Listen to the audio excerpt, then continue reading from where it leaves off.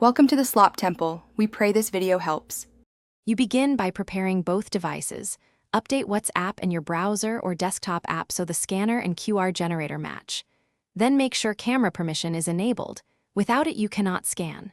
Once done, connect both devices to the same stable network and restart the phone and browser to clear transient glitches. Now open Web, WhatsApp, Com or the desktop app and keep the QR code visible. You are ready to launch the QR scanner on your phone. Next, optimize the scanning conditions so the camera can read the matrix. Good lighting and no glare matter. Move to a bright area and wipe the lens to remove smudges. Then position the phone so the QR occupies roughly 40 to 70% of the frame and tap to focus. Small movements help avoid blur.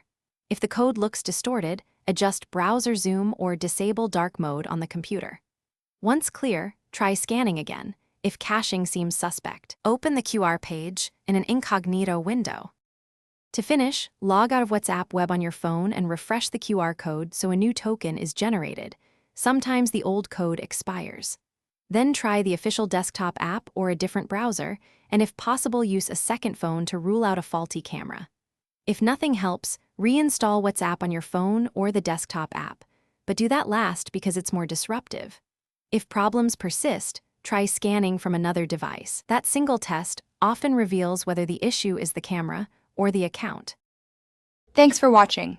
Consider subscribing if we helped you.